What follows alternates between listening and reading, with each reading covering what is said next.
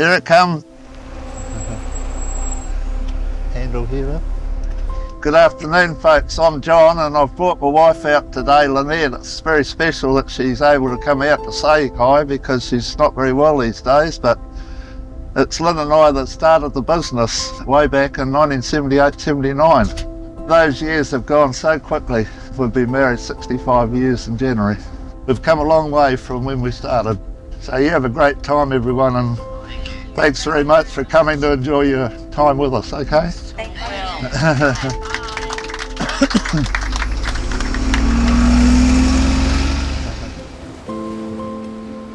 Every family has a history and a story, but you don't realise it when you're living it.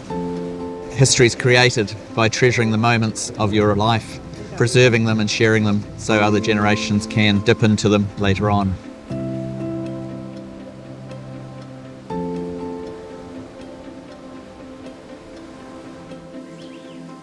I've always enjoyed boats. Right from when I was a kid, I used to build punts.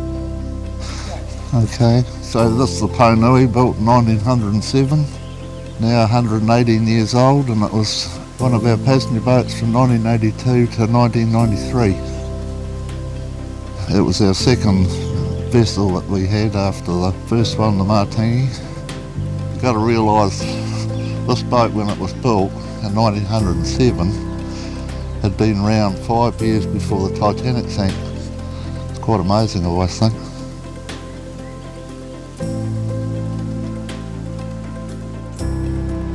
I'm Darryl Wilson, CEO of Wilson's Abel Tasman, family business, first started by my parents in the 1970s. My father built our first passenger ferry, it's only 18 seats. Things have changed. Today you see 2 of our vessels and we have 140 passengers boarding. We also have one of my nephews as the skipper. This will be my 5th year skippering. I started on the smaller boats, and this will be my 2nd year on the larger boats. My first memories of the Abel Tasman are coming up on Granddad's boat, the Old Jack Spray, coming up here with my father, going fishing, going for walks on the beaches. Captain John, as they call him. Started as a passenger service, just to take locals up to their batches, bring the beer and the groceries up. Right from the start, I decided we'd go for a timetable. To get people to take shoes and socks off is just about an impossibility. People, they can't work it out, and they'll run as the waves are coming back in again. Of course, they get their shoes full and then they go crooked. You're forgetting their feet all wet, you know. Oh, bloody hell.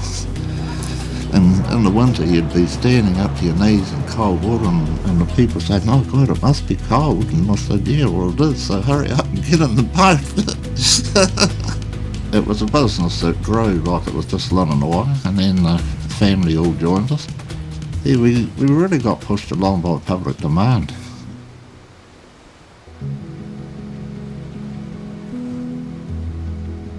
Torrent Bay started as our family holiday batch. We used to take my father's boat from Rewalker up to Torrent Bay.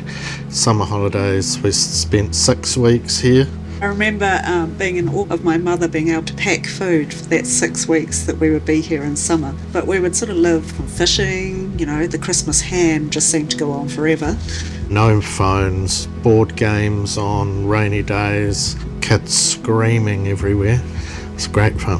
They used to have like the day trips on the boats. People used to come here and Mum would have a tent out the back and she would sell her artwork and shells. People would come in here for a cup of tea or a coffee, and then they'd go away with a little souvenir from Mrs. Wilson.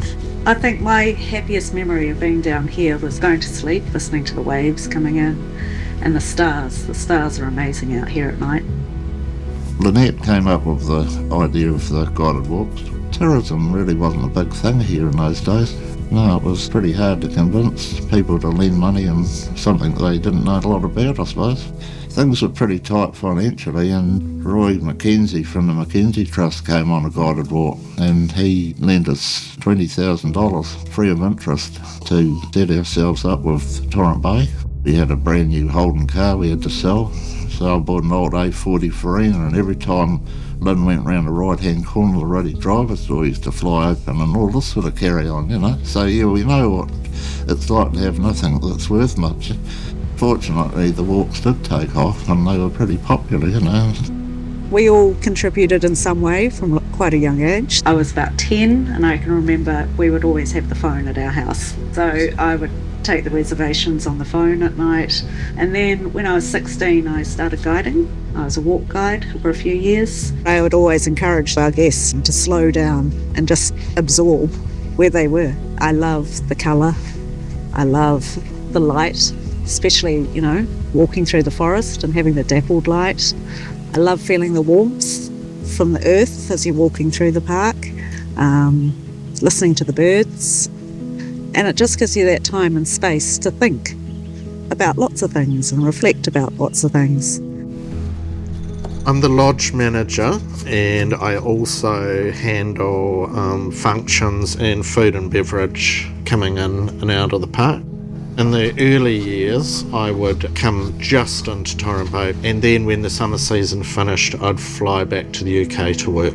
So I worked at the Hard Rock Cafe, and then I went into working for celebrities and commuting around the UK and Europe. I worked with Glenn Close when she was doing 101 Dalmatians, Luciano Pavarotti, the McCartneys, Paul and Linda. Total extremes, total opposites, I guess you'd say it. You drop a gear or two coming into the Abel Tasman, you can't help it.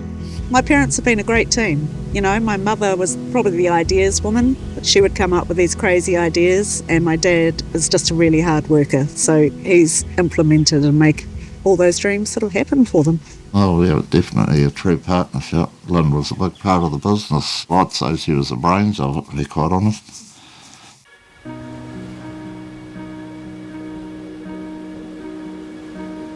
We have such a deep connection with this place. It's over 180 years of just our family learning about this region and enjoying this region, making a living out of this region.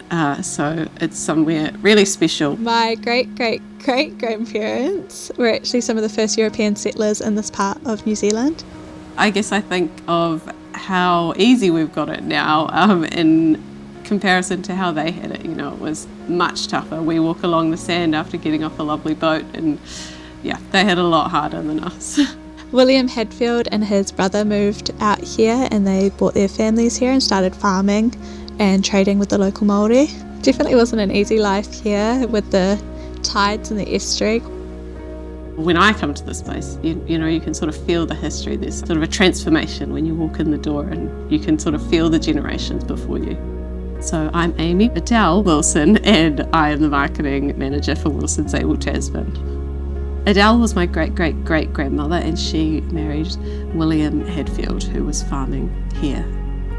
William built this house for Adele and it was known as the finest site in the bay. They had 9 children and I can't even imagine how hard that would have been. A hard, lonely life for her. I think Adele's was a fairly sad chapter, really. She lived in isolation. She finally got out of isolation, found a new place, a new home, and then was, you know, murdered by her second husband. I started working in the company when I was in high school. I worked in the reservations team in the office, started working in the lodges as a housekeeper. Meadowbank's my favourite spot. I think there is a heavy feeling when you get here. You can kind of feel the weight of what's happened and what's gone through here, but I think that's part of the beauty too, how isolated it is. So this here is William Hadfield's grave, and next to him we have one of his sons, Everett. Everett Hadfield's story was one that always really resonated with me. He fought in the First World War and then came back to his childhood sweetheart. He drowned out the front here. He was 22 years old.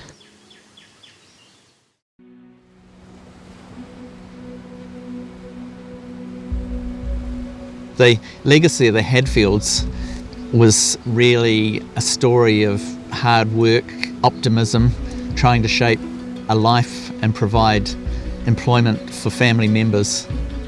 And that story really just continued from one generation to the next. And we're still here doing it now. And that succession and connection with the land is fantastic.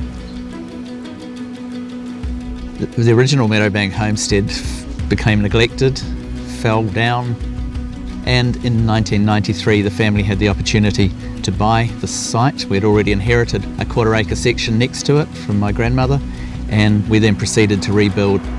Finally, the rain stopped. Just about got the full job ashore now.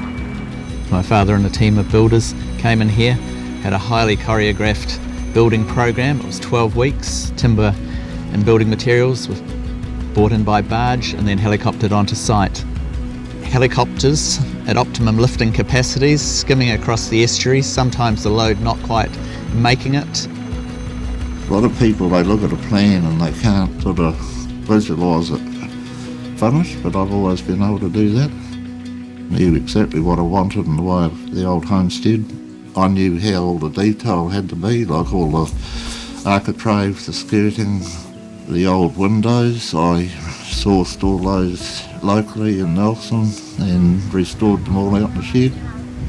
And in the name of God, our Creator, I open this building, rebuilt on the site of the original. I think everyone likes to feel a place or a connection that they call home, and this is a pretty good place to feel connected to. It was a big achievement to be able to even buy the land, let alone build the lodge there. I'm just sorry that Lynn's grandfather never ever saw it, or her mother. They both loved Awaroa, but they would have been absolutely over the moon to see the old homestead reinstated. We've sort of come full circle. In the 1860s, sustainability and self-sufficiency were a given. Nowadays we have a focus on fresh produce and energy. Here is the brains of our hybrid power system. Inverters, battery chargers, and the display here is telling us that we've had a lovely sunny day. The batteries are 100% charged from the solar panels here and on the roof of the lodge. On the less than perfect days we have a backup generator that can top us up if need be. So sustainability has many shapes and forms, and one of them that is critical but often overlooked is the team that we have making people's holidays and experiences come alive. Diversity is our strength. We have a range of people with different skills, be they walk guides, boat crew, bus drivers. The combination of their efforts is really what makes people's holidays special.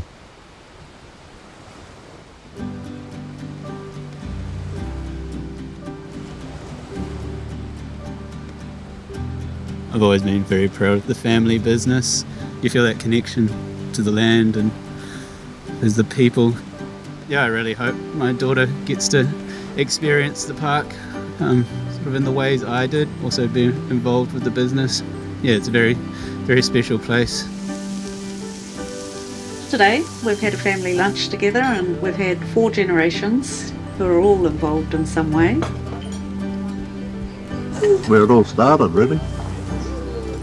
To have grandchildren there, and admittedly they're only a year old, but they're there and incredibly special, and equally to have my parents there as well, giving us that 4 generational spread is something that is very unique and very few families get to share it.